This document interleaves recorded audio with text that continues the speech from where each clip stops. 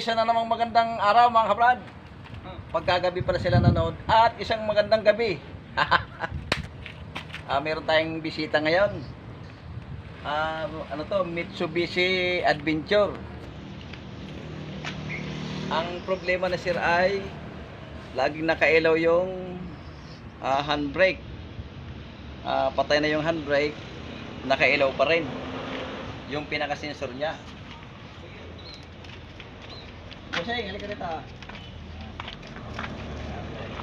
Ibig sabihin patay, tanggal na yung nakababa na yung handbrake, nakailaw pa rin. Oo, yan ang tinatanong kung bakit.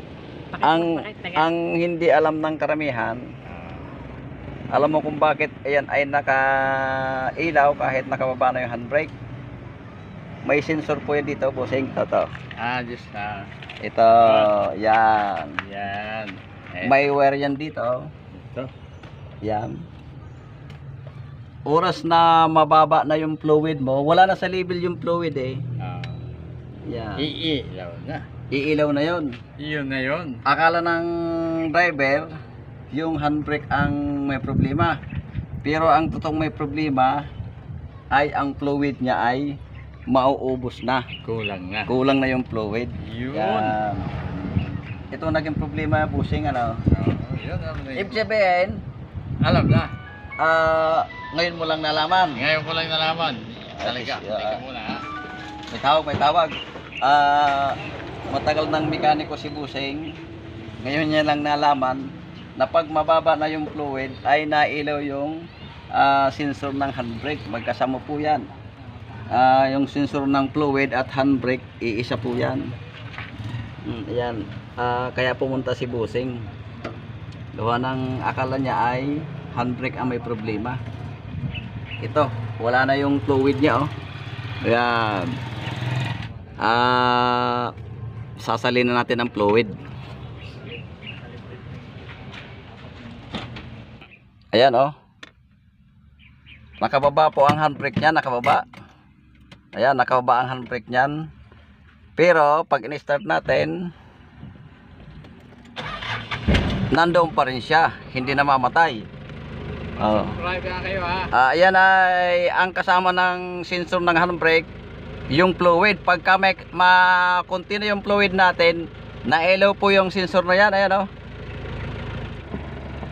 Ayan, nakababa na ho ang handbrake niyan, nakailaw pa rin siya. Ayan, oh. Nakababa ang handbrake niyan, nakailaw pa rin siya. Ayan, ang kasama po niyan ay yung sa fluid sensor. Daw nagtataka si busing eh kung bakit daw laging nakailaw yung kanyang handbrake, eh nakababa naman yung kanyang handbrake. Okay, patayin mo natin, magsasalin tayo ng fluid.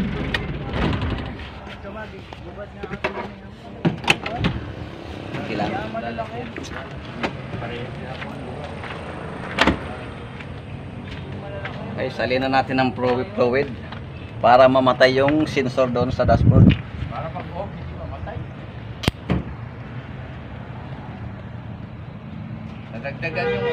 Nadagdagan yung paliwanag ko. Yun.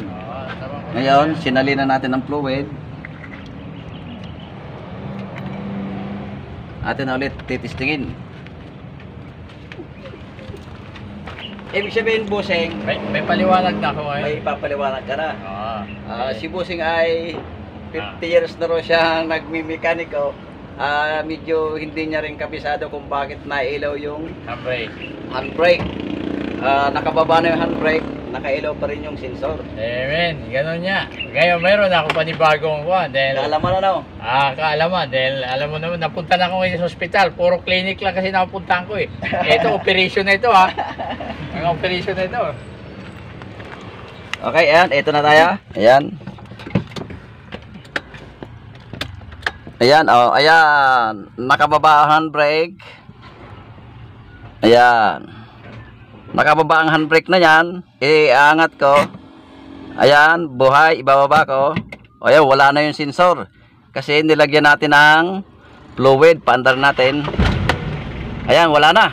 Wala nang nailaw. Iilaw lang yung pagka tinaas natin ng handbrake. Ayan, oh. Ayan, taas ang handbrake, patay. Okay na. Wala nang nailaw.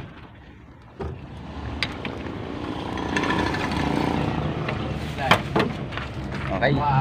Ano yung busing ayos na ha? Nawala na yung sensor mo sa kuhan. Wala na yung nakasali mo ilaw. Oo. Ibig sabihin niya, nung nananakbo kayo, patay buhay yung sensor. Kasi nagalaw yung fluid. Naligwak. O naligwak. Pag tinamaan yung, may parang floater yung sa loob eh. Pag tinamaan yung bababa, ilaw. Tatamulot tataas, mamamatay. Kaya yun ang hindi alam ng medyo ng karamihan ano. Marami-rami. Isipin mo si boss, oh, 50 years na rin siya nagmimekaniko. Hindi, ang akala ko ng sensor na yan sa dispad. Hindi. Kasi Kaya- may nakatutok din na sensor dito sa may kuwan eh. Oras na bumaba yun, Yun na yun. oras na bumaba ang fluid mo, ay antimano magwa-warning yung ano niya. Si boss, ang bida. Sa handbrake. Yun talaga. Alam ko na. Kung paano ko ipapaliwanag ngayon. May natutunan na naman ako. Meron panibagong natutuhan ko. Kala ko tapos na ako eh. Meron pala yung dadagdag sa Mas akin. magaling nga ito itinuturo eh. Yung Oo. isang mekaniko kung Wala, timing lang. Hindi ka umimik Oo. pag tinanong mo eh. Nasa- Kasi ayaw nila may matuto. yung isang mekanikong Nasaan yung nakilala alis ko. natin? Ibig sabihin, Tapos sa kanya anuhin. O yan ikaw, wala na. O, okay na. Hindi mo na mala kung alin na nilikot. hindi pinapakita Hindi pinakikita. May nakilala akong Wala gaya. may, kuha yun. Masyadong sensitive sa buhay niya yun. Oo. Ayaw niya may matutuhan. Bakit ko ikaw ituturo yan? Hanap buhay. Ay, so. Bakit ba? Kung makikita niya, malalaman ba yung gagawa? Ikaw ba, matutuhan mo kagad gawin niya kung wala ka talaga alam. Eh ako nga, mekaniko, may alam pa ako kahit pa paano eh. Malay ko dyan. Basta hindi ko trabaho, di ako nakialam. Sa mekaniko, pag huriwalay mo makina, akin yan. Oo. ito yung sa mga ukat ito, no? Oo, ayan, ugat yan eh. Sa akin, operasyon ako ng mga Nagpipinto sila busing. Yung iba raw na nagagawa, hindi tinuturo kung anong naging diferensya. Kagaya nito, boss, Yeah. meron ka ng bagong experience na matutunan. Tulad yan eh. Hindi ko alam. Ito yung ilaw ng ilaw. Namamatay, nabubuhay na. Namamatay, nabubuhay. Fluid lang yan. Kausap ko sa iyo eh. Ako naman nung papaliwanag ko Meron naman natutunan. Ibig sabihin, sa iba, hindi man lang pinapaalam kung Hindi talaga, meron akong nakikitang ganun. Pero nililito ka. Meron talaga. Hindi. Ayaw na makikita ang trabaho nila. Oo nga. Hindi, Pero pagka- ako naman, pag doon siya makinay, pinapaliwanag ko kung anong Ito dapat naman, gawin. mga pang-emergency kung ito, kailangan alam ng driver ito eh. Na bakit nailaw tong sensor ng ano ko, handbrake kahit patay na yung handbrake. Ilaw ng ilaw. Mahirap yung, siyempre, Siyempre magtataka ka puta. Alam mo ba yung ginagawa ng iba niyan? Tinatanggal yung valve. ibig Meron sabihin, electrician ako. Supervisor ako sa ibang bansa ng workshop. May electrician ako Pakistan. Tatanggalin yung clutch, yung caster niyan. Minsan lalagyan ng tape para hindi umilaw. Hindi niya alam kung paano alisin eh. Oo. Minsan yung peanut valve na maliit, Tatanggalin. alisin niya. Sabi niya, mapi. Wala na ilaw. Yun lang, yun, diskarte naman ng Pakistani na yun. Sa atin, kahit pa paano, Sa inyo, legal talaga yun. Sa kanya, iba eh. mayroong kunting natutunan si boss ano. Kapiraso lang naman yun. Malaking bagay Pero yan. napakalaking bagay yun sa Kapiraso nga, pero napakalaking bagay. Sa akin, isang napakalaking bagay driver, yan. no? oo. Papaliwanag ko eh.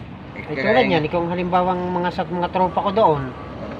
Bakit ba? Ito yung ilaw ng ilaw. May sasabi ka, no? Ang una kong titingnan yung fluid. Pag yung kulang, ayun na yun. Wala na pa ikot-ikot.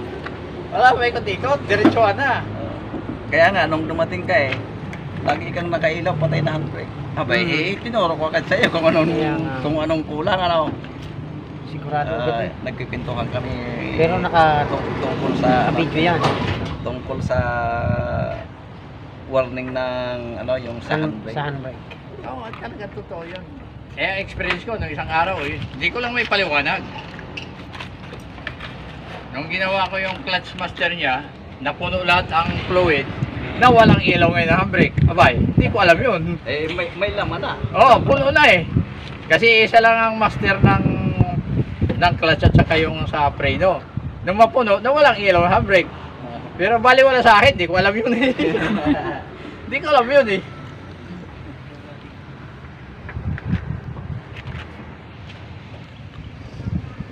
Okay, shoutout tayo kay Roblen Dilis from Iloilo at kay Mario Sierra.